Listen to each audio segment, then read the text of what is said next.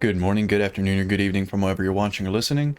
My name is Caleb Glick. I'm a certified paralegal here in the great state of Texas with the Calhoun School of Law to bring you a lot of information plenty of bad folks would rather you not have. Today we're just going to be adding another installation into our series on the Federalist Papers, getting into number 4. But before we get into that information, I'm excited to announce I've published my first novel titled Lawfare, Abolish the American Bar Association. If you're curious about the foundational reasons for the Calhoun School of Law, as well as who the deep state actually is, go ahead and pick up a copy of the novel from Amazon because it explains in great detail how the titular organization, the American Bar Association, best fits that title rather than these other organizations and agencies that we tend to correlate with being this deep state. So if you're curious in having either of those questions answered, pick up a copy off of Amazon. It's available in digital, paperback, and hardcover.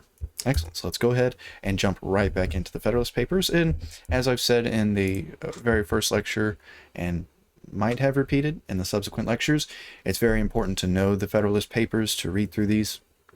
At least that's what late and great Antonin Scalia, Justice Scalia, had said, because these provide the context and the actual understanding of what the founders not only meant, but outright put into the U.S. Constitution. So in order to fully understand the Constitution, the U.S. Constitution, of course, we have to apply the words and the dictionary, the vocabulary that the founders had whenever they were writing it. If we apply modern definitions to their then time words, we're going to get a document that may be completely separate and unique from what they actually drafted and wrote for the Union, not nation, Union.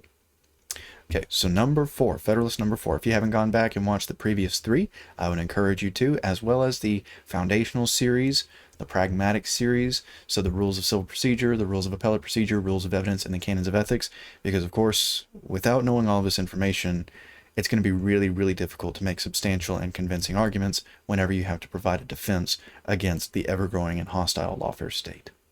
Okay, so number 4, another one written by John Jay. So let's see if I can keep my temper more controlled, my disposition more calm in this one. Seems to be pretty difficult whenever Jay writes because he's either completely incompetent or malevolent. So let's see how he does here. Number 4, concerning dangers from foreign force and influence continued. Yes, that's the same title he used in the third one and in the second one. So he's just going on and on and on about the horrible dangers of what could happen if we don't abolish the current government, being the Articles of the Confederation, and replace it with a very energetic, that's the word that Hamilton used, government, which could intercede or interfere at a very micromanagerial level in each citizen's life.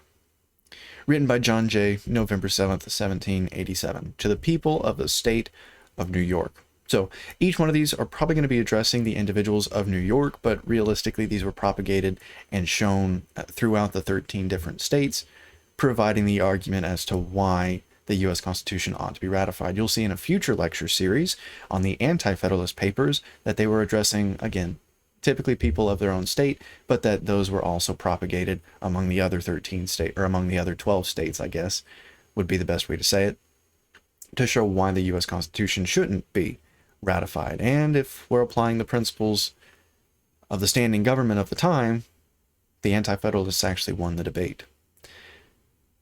My last paper assigned several reasons why the safety of the people, which was not the primary goal, not even the primary goal stated in the U.S. Constitution, the primary goal of the U.S. Constitution was to secure the people, not of the United States, but of the states associated to the United States, of life, liberty, and the pursuit of property or happiness. Safety isn't even mentioned in the U.S. Declaration of Independence, isn't mentioned in the U.S. Constitution. Why the safety of the people would be best secured by union against the danger it may be exposed to by just causes of war given to other nations, and those reasons show that such causes would not only be more rarely given, but would also be more easily accommodated by a national government than either by the state governments or the proposed little confederacies. But the safety of the people of America, which does not exist, they did not create a country or a nation, they created a union, not a state, a union. America as a country does not exist. America is a collection of continents, North America, South America, and then you have the United States of America, which refers to the 50 states concurrently that are associated into this union. Unified or united unionized by the U.S. Constitution. But the safety of the people of America, again, doesn't exist, against dangers from foreign force depends not only on their forbearing to give just causes of war to other nations, but also on their placing and continuing themselves in such a situation as not to invite hostility or insult. So he's basically saying, you need to be prepared and you need to display yourself as thoroughly capable of defending yourself. Kind of like what Sun Tzu is saying. If you are weak, appear strong. If you are strong, appear weak. For it need not be observed that there are pretended as well as just causes of war. It is too true, however disgraceful it may be to human nature, that nations in general will make war whenever they have a prospect of getting anything by it. Nay, absolute monarchs will often make war when their nations are to get nothing by it, but for the purposes and objects merely personal, such as thirst for military glory, revenge for personal affronts, ambition or private compacts to aggrandize or support their particular familiars or partisans. These and a variety of other motives, which affects only the mind of the sovereign, often lead him to engage in wars not sanctified by justice or the voice and interests of his people. But independent of these inducements to war, which are more prevalent in absolute monarchies, but which well deserve our attention, there are others which affect nations as often as kings, and some of them will on examination be found to grow out of our relative situation and circumstances. With France and with Britain we are rivals in the fisheries, and can supply their markets cheaper than they can themselves, notwithstanding any efforts to prevent it by bounties on their own or duties on foreign fish. With them and with most other European nations we are rivals in navigation and the carrying trade, and we shall deceive ourselves if we suppose that any of them will rejoice to see it flourish. For as our carrying trade cannot increase without in some degree diminishing theirs, it is more their interest and will be more their policy to restrain than to promote it. In the trade to China and India we interfere with more than one nation, inasmuch as it enables us to partake in advantages which they had in a manner monopolized, and as we thereby supply ourselves with commodities which we used to purchase from them. The extension of our own commerce and our own vessels cannot give pleasure to any nations who possess territories on or near this continent, because the cheapness and excellence of our productions, added to the circumstance of vicinity and the enterprise and address of our merchants and navigators, will give us a greater share in the advantages which those territories afford than consists with the wishes or policy of their respective sovereigns. So he's providing very specific examples here. However, he's really focusing on a kind of globalist perspective, talking about how if we don't, what he claimed to be a nation, if we don't become this unified body under the U.S. Constitution, then these other nations, of course, are going to provide these affronts that will effectively deter and probably put in fatal condition the fisheries or the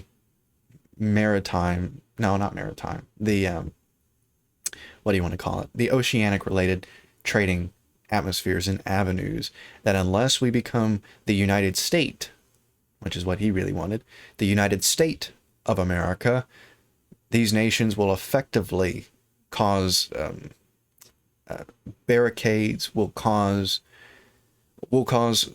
disruptions to the extent and effective enough to either subjugate or completely decimate the oceanic related trades in the United States, in the 13 states.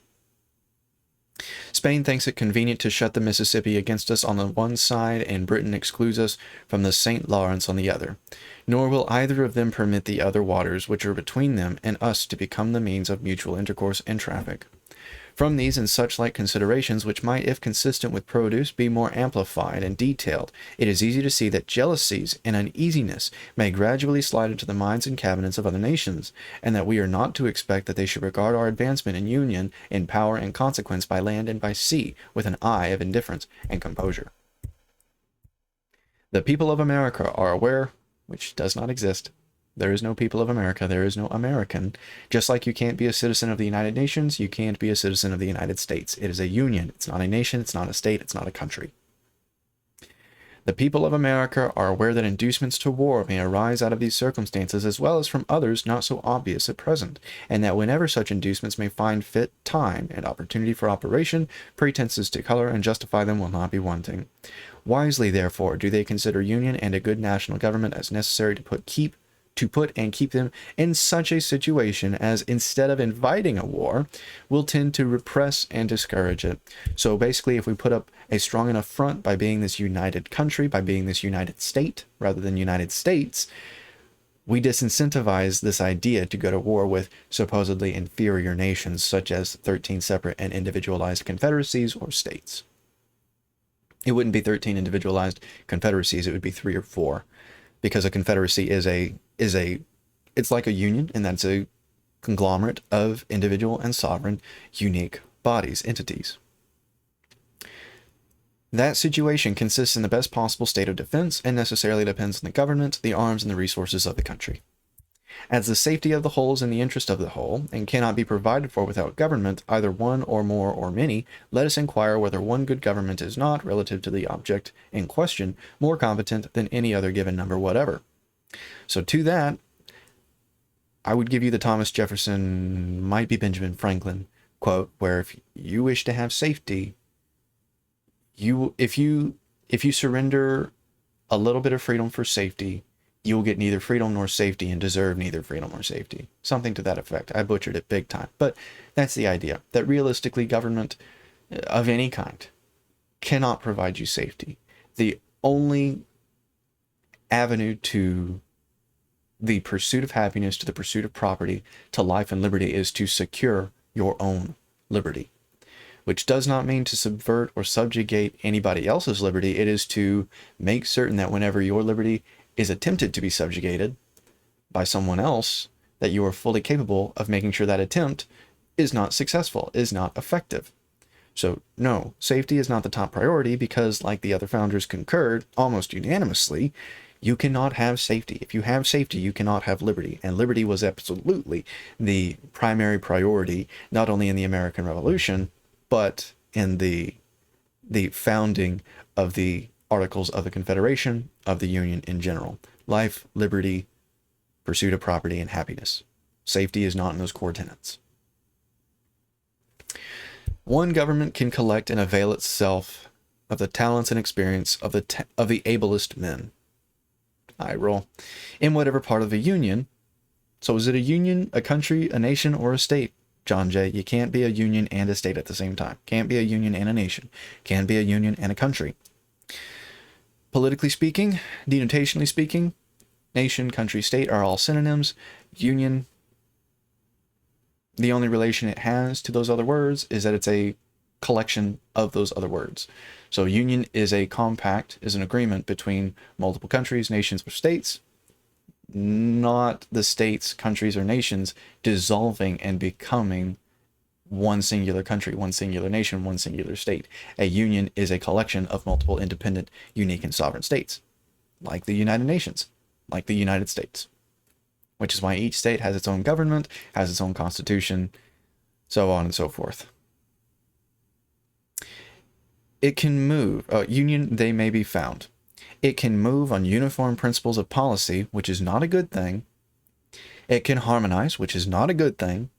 Assimilate and protect the several parts and members, and extend the benefit of its foresight and precautions to each.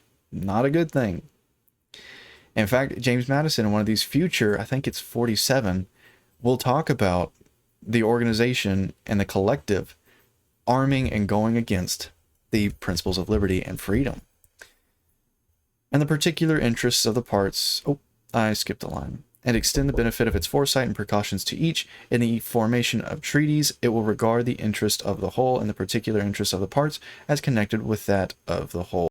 It can apply the resources and power of the whole to the defense of any particular part, and that more easily and expeditiously than state governments or separate confederacies can possibly do. Again, not a good thing. It is not a good thing when government acts, which is why in the U.S. Constitution, as flawed as it is, it effectively, with things like the 2/3 vote, the 3/4 vote, calling the Convention of the States, veto power, checks and balances, it's pretty difficult to get a complete, across-the-board, unanimous agreement between the three branches to just utterly obliterate the liberties of the citizens of the states.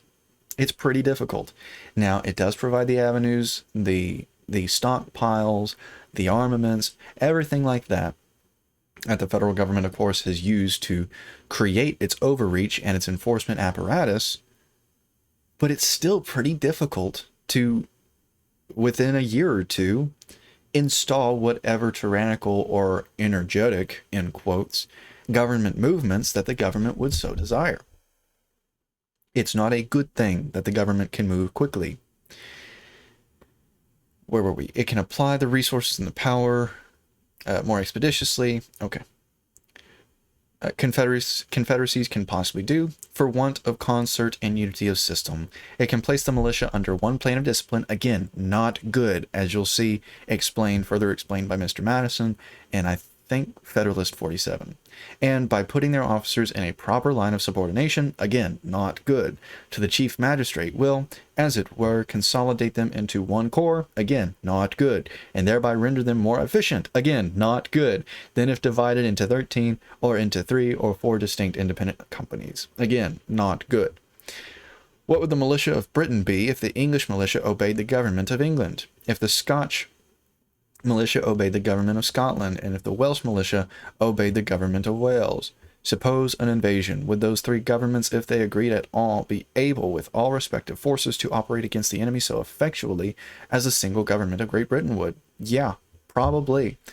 Probably better, in fact, if you allowed for each army to have their own sovereign identity. Yeah, because then there wouldn't be this turmoil between the English and the Scotch and the Irish and all of these other European, well, yeah, I can say European. They're not part of the EU, but, well, I think Wales is, but I'm going to have to freshen up on Brexit, because I know there's a European country that hates to be called or associated with the Union. But anyway, yeah, if there was if you allowed these states like Wales, like Scotland, to have their own separate and unique identities, and there's an actual threat coming against them, of course, they would absolutely be able to effectively deflect, repel such an invasion.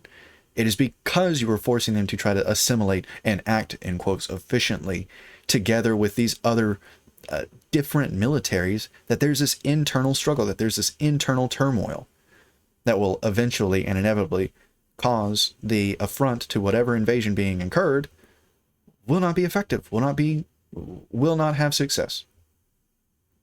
Because the Scots, they're going to be under British control, British command, British officers, whatever, and the British officers are going to be demanding certain cultural changes to the Scots that the Scots disagree with, and then they're going to think, maybe I shouldn't protect the British. Maybe I don't want to make sure that they get across, or they get to the greener side of this conflict. Maybe I let these invaders creep into Britain, and then I defend the borders here. No, what you do is you create this culture of respecting each other's unique identity, unique sovereignty, so that whenever the time comes, you say, brother in arms, you respect my sovereignty, clearly this other nation does not. Together, in order to secure our own sovereignties, we will band arms, which has happened multiple times in history, so it's not idealist, it's not unique. We will band in arms and repel this invasion for the sake of each other's sovereignty. I'm not going to encroach on you, you're not going to encroach on me. We're going to have kind of like a treaty, an alliance, not surrendering either sovereignty, not surrendering either's identity, and we're going to repel this invasion for the sake of each other's sovereignty. Happened multiple times throughout history. We have heard much of the fleets of Britain, and the time may come, if we are wise, when the fleets of America may engage attention. I mean, if you want a more recent example, World War I, World War II, the Korean Wars, Vietnam, these are instances of maybe not overwhelming success. Maybe we didn't get everything we wanted, but it is proof positive that unique sovereign individual nations can band together without subverting or dismissing each other's sovereignty and unique identities in order to effectively repel invasions. Yes, multiple nations can work together, multiple different identities can work together in times of need to repel invasions. It's not idealistic. If you want earlier in history examples, just let me know and I'll post them in the comments. We have heard much of the fleets of Britain. They are great. And the time may come, oh yeah, if we are wise, when the fleets of America, which do not exist, well, by the U.S. Constitution they exist, may engage attention. But if one national government had not so regulated the navigation of Britain as to make it a nursery for seamen, if one national government had not called forth all the national means and materials for forming fleets, their prowess and their thunder would never have been celebrated. Again, not a good thing that they could collect their resources and make this fleet. Let England have its navigation, and let Scotland have its navigation and fleet. Let Wales have its navigation and fleet. Let Ireland have its navigation and fleet. Let those four of the constituent parts of the British Empire, yeah, BB, I think that's a typo. I don't think Jay put that in there. He may have, I don't know. This is from the Federalist Papers project.org, by the way, if you want to get your own copy. British Empire be under 4 independent governments, and it is easy to perceive how soon they would each dwindle into comparative insignificance. Yes, that's the point. It's not good to have an energetic collective government, because then you get an energetic collective government pushing ambitions and desires that you're probably not going to agree with. And because they have these at-ready armaments, you aren't really going to have any effective means to repel any encroachments on your liberties, on your preferences, on your pursuit of happiness or property. Apply these facts to our own case. Leave America divided. America does not exist. It's a collection of continents. America, as he's referring to, does not exist. Divided into 13, or, if you please, into 3 or 4 independent governments. What armies could they raise and pay? What fleets could they ever hope to have? Very effective ones. If one was attacked. To this question, to this entire paragraph, I give you what Patrick Henry said. He said if the Articles of the Confederation were strong enough to repel and win against the British Empire, the greatest empire at the time, how could it not be strong enough and effective enough to govern these colonies, these states, in a time of peace? It doesn't make sense. This argument has no bearing because, I mean, just a few years before this document was published, it was proven positive that these questions were, yeah, it actually is possible for these 13 individual states to gather up an effective and large enough force to defend against an invasion from the greatest empire at the time. If they can defend against the greatest empire, they can repel invasions from lesser empires. Would there be no danger of their being flattered into neutrality by its specious promises, or seduced by a too great fondness for peace to decline hazarding their tranquility and present safety for the sake of neighbors, of whom perhaps they have been jealous, and whose importance they are content to see diminished? So you mean exactly what we were talking about with the Scots, the Wales, the Irish, and the British? If you force everyone under the same banner, this is what you get, not the inverse. If you allow everyone to have their unique, individual, sovereign identities, this question it hasn't shown itself to be prevalent. In fact, the opposite is when this question shows itself prevalent. When you force people under the same banner, when you force individuals to go under the same identity, under the same rules, under the same officers, this is when you get jealousy. This is when you get this subtle idea in each soldier's mind, hey, maybe if I let the invaders take over California, take over Oregon, take over Washington, then I'll start repelling the invasion. Let them clean out Washington and California. No, let them keep their own identities. Let them keep their own individual, unique, and sovereign personalities, their own militaries. Then they will fight, not for California, not for Oregon, not for Washington, but because they know if California, Washington, or Oregon is taken, they're next. If you force everyone under the same banner, that's when these questions become present. That's when these questions appear. Not when you have 13 or 50. Let's apply it to the modern context. Not when you have 50 unique sovereign states does this question appear. It's the opposite. Although such conduct would not be wise, it would nevertheless be natural. No, actually not. History shows that's not true.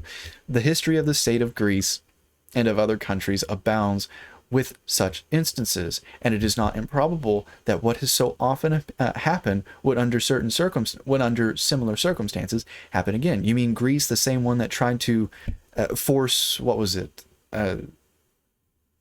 Was it Sparta and Athens? I'm going to have to freshen up on my world history in general.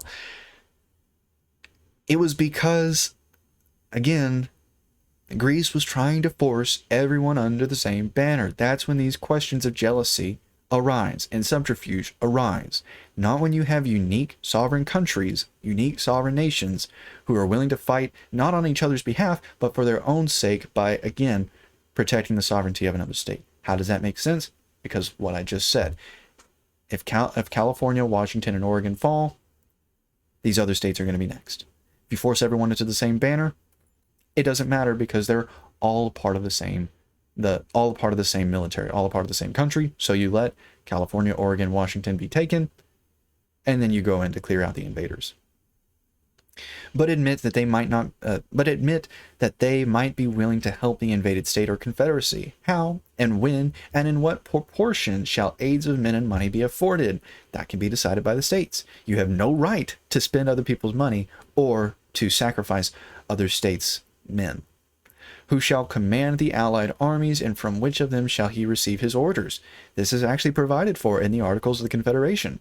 Who shall settle the terms of peace, and in case of disputes, what umpire shall decide between them and compel acquiescence?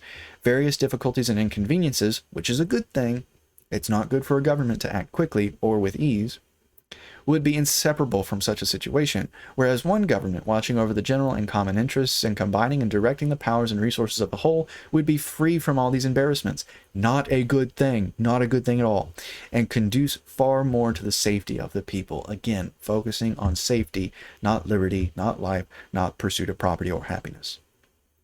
But whatever may be our situation, whether firmly united under one national government, is it a national government or a union?